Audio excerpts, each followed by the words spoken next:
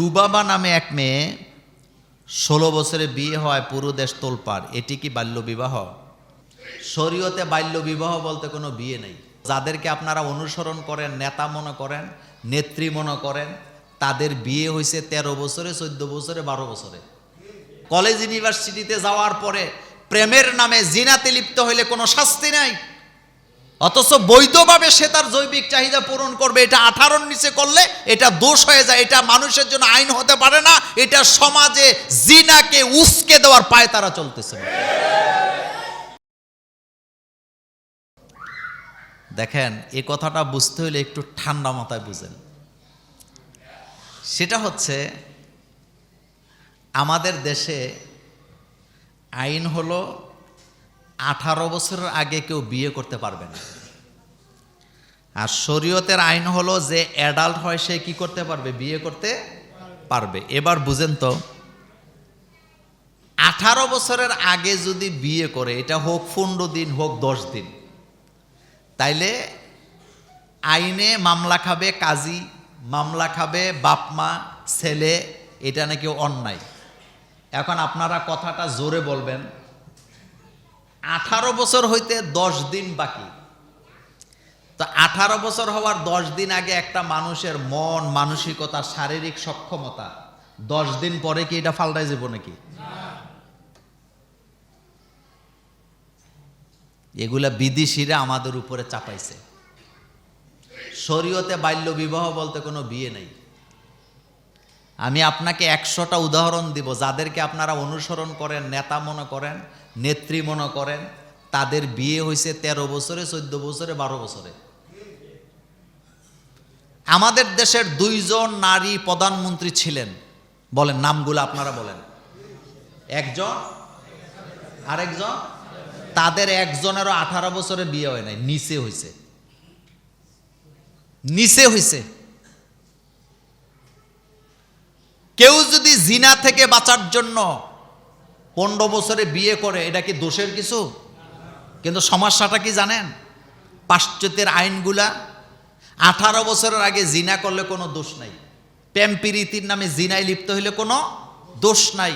College ইউনিভার্সিটিতে যাওয়ার পরে প্রেমের নামে জিনাতে লিপ্ত হইলে কোনো শাস্তি নাই, অথচ বৈধভাবে সে তার জৈবিক চাহিদা পূরণ করবে। এটা 18-র নিচে করলে এটা দোষ হয়ে যায়। এটা মানুষের জন্য আইন হতে পারে না। এটা সমাজে জিনাকে উস্কে দেওয়ার পায় তারা চলতেছে।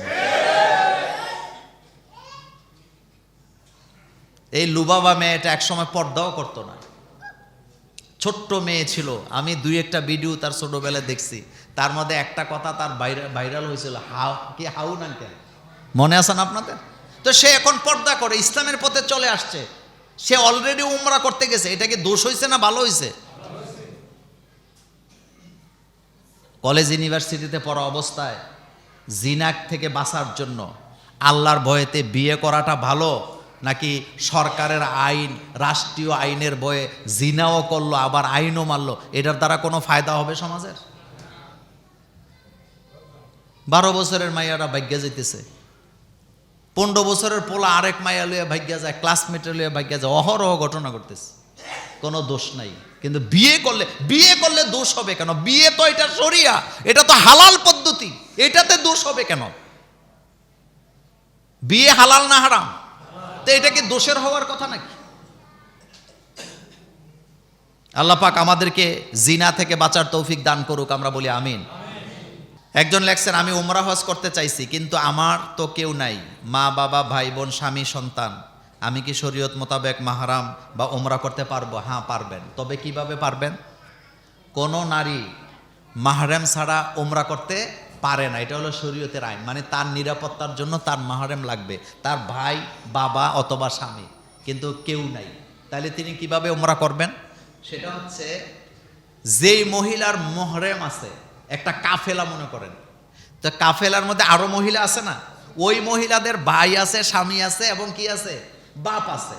তাইলে এমন কোন মহিলা যার মুহরম নাই, বিশ্বস্ত ওই মহিলাদের সাথে কাফেলায় যুক্ত হইয়া উমরা করার মধ্যে, হজ করার মধ্যে দোষের কিছু নাই। কথাকে বুঝাইতে পারছি?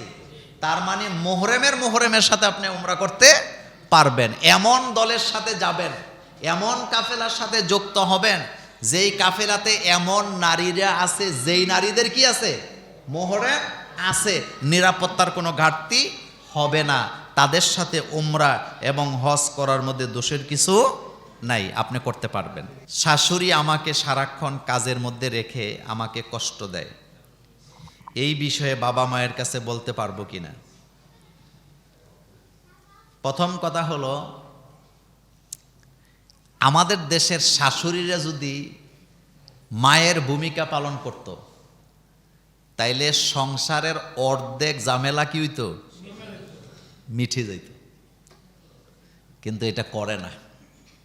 তিনি এক সময় পুত্রবধূ ছিল, শাশুড়ি আগে শাশুড়ি হয়েছে না আগে বউ হয়েছে?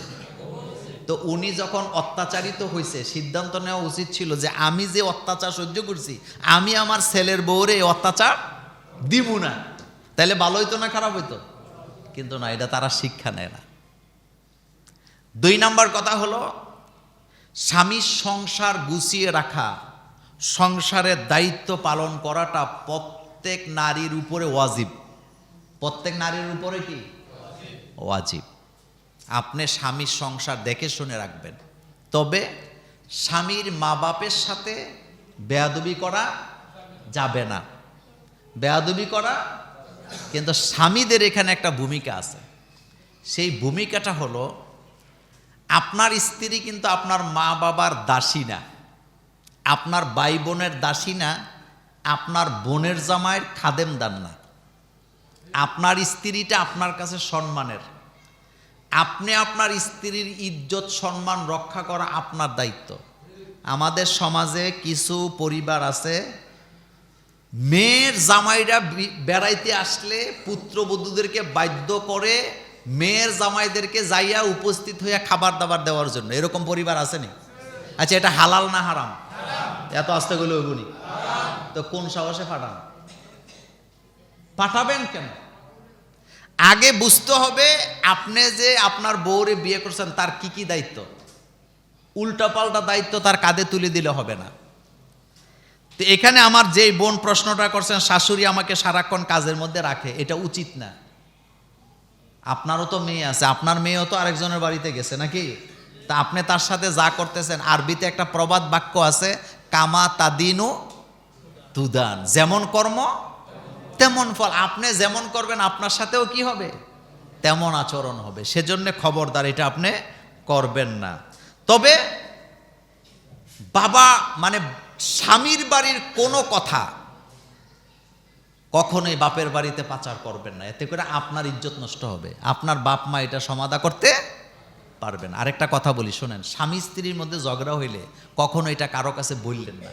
কারণ আপনি যে বলতে যান স্বামী স্ত্রী, আপনি মনে করছেন আপনারা বালা মনে করবো, আসলে না।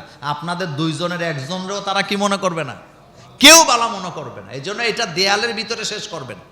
ঝগড়াঝাটি যা হয় দেয়ালের ভিতরে হবে, এটা যেন কোথায় না যায়, বাইরে যেন এটা না যায়। আপনার স্বামীর বাড়ি হচ্ছে আপনার ইজ্জতের তাজমহল। কথা বলতে বুঝেন নাই?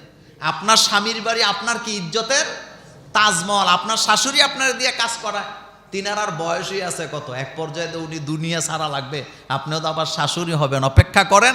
তবে বাপের বাড়িতে এই কথাগুলো আপনি প্রচার করবেন না। আপনি আপনার স্বামীর সাথে শেয়ার করেন, আপনি স্বামীর কাছে তার আশ্রয় চান। এটা হলো আপনার কি সবচেয়ে বড় আদালত। আল্লাহ পাক আমাদের সকলকে হেফাজত করুক, আমরা বলি আমিন।